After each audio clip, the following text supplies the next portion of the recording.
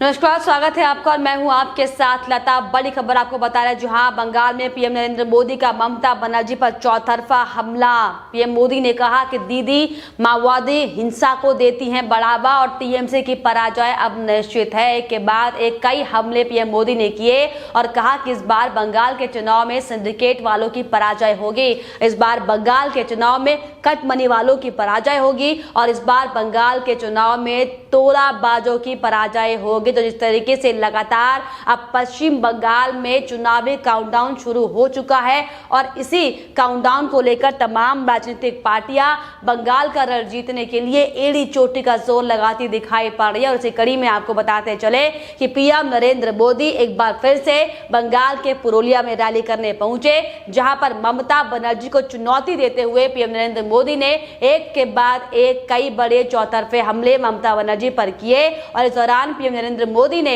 ममता बनर्जी पर कई तमाम निशाना साधते हुए कई आरोप लगाए और कहा कि ममता बनर्जी ने राज्य में विकास नहीं किया और साथ ही ये भी कहा कि ममता सरकार राज्य में माओवादियों को बढ़ावा देती है, जिससे यहाँ के लोगों का नुकसान होता है। ममता पर निशाना साधते हुए मोदी ने यह भी कहा कि दीदी की पराजय तय है और इसीलिए भाजपा पर अब खींच निकाल रही हैं। 10 साल के तुष्टीकरण के बाद लोगों पर लाठियां डंडे चलवाने के बाद अब ममता बनर्जी अचानक बदली सी दिखाई पड़ रही हैं। ये हृदय परिवर्तन नहीं है, ये दरअसल हारने का डर है। ये बंगाल की जनता की नाराजगी है जो दीदी से ही ये सब करवा रही है। तो साफ तौर पर कई हमले पीएम नरेंद्र मोदी ने किए और साथ ही साथ आपको बता दें, वही हाल ही में ममता बनर्जी को लगी चोट पर भी पीएम नरेंद्र मोदी ने तंज कसा। उन्होंने कहा कि दीदी मत भूलिए कि पश्चिम बंगाल के लोगों की याददाश्त बहुत तेज होती है। बंगाल की जनता को याद है कि गाड़ी से उतरकर आपने कितने लोगों को डांटा और पुलिस से उन्हें पकड़ने को कहा। तुष्टीकरण के लिए आपकी हर कार्रवाई जनता को याद है।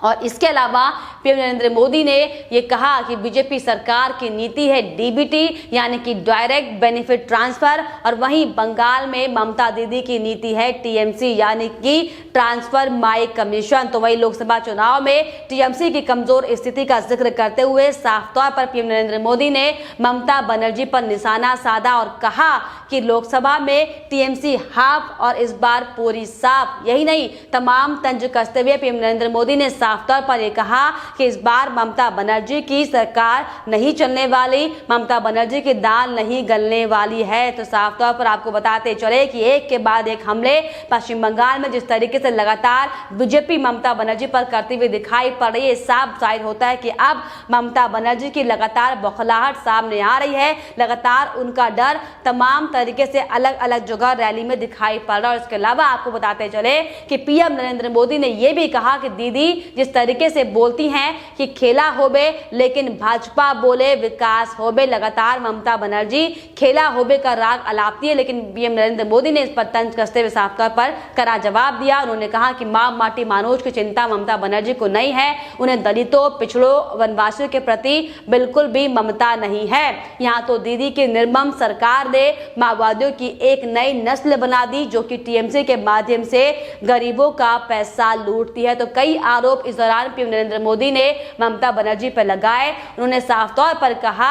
आपका ये जोश हर सिंडिकेट, हर टोलाबाज का जो होश उड़ा देगा और दीदी को आपके जनधन खातों से अब डर लगता है। बंगाल में खुले करोड़ों जनधन खाते, आपका हक आपको ही मिले इसकी गारंटी है। और साथियों, आपकी ये गर्जना ये बताती है साफ तौर पर कि दीदी की सरकार जाने का काउंटडाउन अब शुरू हो चुका है। जिस तरीके से पीएम नरेंद्र मोदी की रैली में तमाम जो भीड़ थी इस तरीके से दिखाई पड़ रही थी कि अब की बार जिस तरीके से वाकई बड़ा परिवर्तन प्रदेश की जनता प्रदेश में चाहती है और जो हुजूम लगातार पीएम नरेंद्र मोदी की बीजेपी की रैलियों में देखा जा रहा है, ये साफ इशारा करता है कि अब की बार पश्चिम बंगाल की जनता ने, पश्चिम बंगाल के लोगों ने खुद ये दृढ़ संकल्प ले लिया है कि अब की बार प्रदेश में परिवर्तन होगा और विकास की लहर बहके रहेगी। आपको बताते चले पुरुलिया में ममता पर निशाना साधते हुए नरेंद्र मोदी ने यह भी कहा कि क्या हालत बना दी है दीदी ने बंगाल की। यहाँ पर क्राइम है, क्रिमिनल है लेकिन जेल में नहीं है, माफिया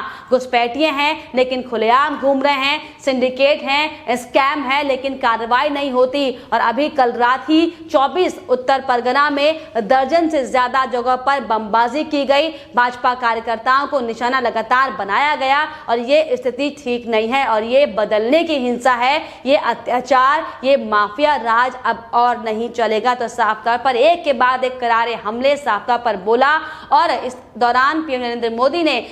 पश्चिम बंगाल को सोनार बंगला बनाने की बात कही। उनसे वादा किया कि हमारी सरकार आते ही सोनार बंगला बनाया जाएगा, जहां पर गुंडे, अपराधी, उग्रवादियों की जगह जेल में होगी, जहां पर सबके पास आवास होगा, आयुष्मान भारत के साथ रहे। और इस तरह पीएम नरेंद्र मोदी ने जमकर हमला बोला और साथ ही साथ ये भी कहा कि 2 मई को बीजेपी की सरकार बनने के बाद हर अत्याचारी पर कानूनी कार्रवाई की जाएगी। पीएम नरेंद्र मोदी ने साफ तौर पर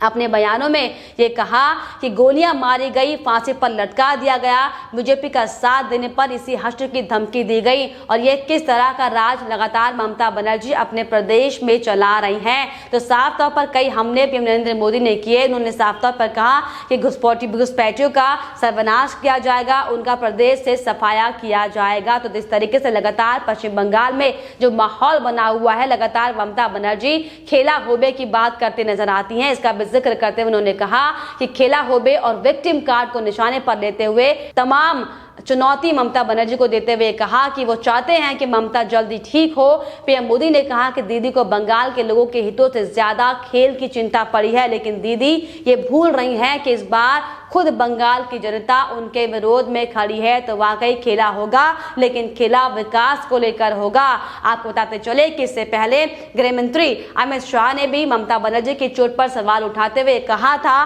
कि दीदी को चोट का दर्द हो भी रहा है या नहीं। हालांकि ममता लगातार कहती रही हैं कि उन्हें अपनी चोट से ज्यादा बंगाल की चोट की चिंता है। तो साफ तौर पर एक के बाद एक हमले कई ममता बनर्जी पर आज पीएम नरेंद्र मोदी ने किए, जिसके साथ साफ तौर पर देखने को मिला कि कड़ी चुनौती जिस तरीके से पीएम नरेंद्र मोदी ने ममता बनर्जी को दी है, ये साफ इशारा करती है कि अब की बार पश्चिम बंगाल में जिस तरीके का माहौल लगातार बना हुआ है और जिस तरीके से ममता बनर्जी एक के बाद एक जो बयानबाजी करते हुए दिखाई पड़ रही हैं, कभी चुनावी स्टंट का उन्हें सहारा लेना पड़ रहा है। तो ये साफ हो चला है कि ममता बनर्जी को अभी डर सताने लगा है कि पश्चिम बंगाल से उनकी जमीन खिसक रही, क्योंकि जिस तरीके से लगातार एक के बाद एक बड़े साथी उनका साथ छोड़ते हुए नजर आ रहे हैं और जिस तरीके से ममता बनर्जी लगातार एक के बाद एक कई गंभीर आरोप बीजेपी की पार्टी पर लगाती हुए दिखाई पड़ रही हैं, ये साफ इशारा करता है कि अब की बार ममता बनर्जी को ये एहसास हो चुका है कि अब उनकी सरकार जाने वाली है, जिसका खामियाजा, जिसका नतीजा ये हो रहा है कि वो लगातार अपनी बौखलाहट, अपने बयानबाजी के तौर पर, अपने चुनावी स्टंट के तौर पर जनता के सामने लेकर आ रही हैं। और जिस तरीके से लगातार पीएम नरेंद्र मोदी आपको बताते चले कि इससे पहले उन्होंने कैसे ब्रिगेड ग्राउंड में महासभा का आयोजन किया था और कैसे एक के बाद एक कैसे टीएमसी के बड़े नेताओं ने टीएमसी का साथ छोड़ा था। तो शायद अब ये साफ तौर पर कयास लगाए जा रहे हैं कि अब की बार एक बार फिर से बड़ा धमाका टीएमसी की पार्टी में होगा। और अब एक और जो बड़ी खबर सामने आएगी वो ये होगी कि एक बार फिर से टीएमसी के जो तमाम जो कुछ नेता बचे हुए हैं गिने चुने, वो भी टीएमसी का साथ छोड़कर बीजेपी में शामिल हो जाएंगे। क्योंकि जिस तरीके से लगातार हम देख रहे हैं पश्चिम बंगाल चुनाव को अब कुछ ही समय का वक्त रह गया है और ऐसे में जो तमाम जो हॉट सीट की अगर हम बात करें, फिर चाहे वो नंदीग्राम सीट ही क्यों ना हो, कैसे नंदीग्राम सीट पर ममता बनर्जी लगातार बीजेपी कार्यकर्ताओं पर हमला करवा रही हैं। क्योंकि जिस तरीके से आपने देखा होगा कि शुभेंदु अधिकारी की सभा में कैसे टीएमसी और बीजेपी कार्यकर्ताओं में जोरदार भिड़ंत हुई थी और कैसे बीजेपी के कार्यकर्ताओं पर टीएमसी ने हमला करवाया था। तो साफ तौर पर ये तस्वीर बयां कर रहे हैं कि अब की बार जिस तरीके से लगातार तुष्टीकरण की राजनीति कर ममता बनर्जी एक के बाद एक 2 बार सरकार में आई थी, 10 साल उन्होंने प्रदेश में राज किया था, लेकिन अब की बार मुंहतोड़ जवाब प्रदेश की जनता उन्हें देने वाली। क्योंकि साफ तौर पर जो अत्याचार, जो अन्याय प्रदेश की जनता अभी तक सहती आ रही थी, अब इसका जवाब ममता बनर्जी को 2 मई को मिलेगा, जिसको लेकर आज प्रधानमंत्री नरेंद्र मोदी ने भी जिक्र करते हुए साफ तौर पर कहा था कि अब ममता बनर्जी का काउंटडाउन शुरू हो चुका है और इसका जवाब अब 2 मई को सामने आएगा। आपको बताते चले कि राज्य में 27 मार्च से 29 अप्रैल अप्रैल तक 8 चरणों में मतदान होने वाले हैं, जिसका चुनाव परिणाम 2 मई को आएगा। और 2 मई के बाद वाकई ये देखने वाली बात होगी कि पश्चिम बंगाल में जो लगातार सियासी उठापटक मचा हुआ है, जो एक के बाद एक तमाम झटके ममता बनर्जी को लगते हुए यहाँ पर दिखाई पड़ रहे हैं, इसका क्या हश्र होता है और किस तरीके से जो लगातार परिवर्तन रैली की बात यहाँ पर लगातार की जा रही है, परिवर्तन की एक नई बहार बनाने की जो बात यहाँ पर की जा रही है, इसका असर कितना देखने को मिलेगा, हालांकि देखने वाली बात होगी। लेकिन फिलहाल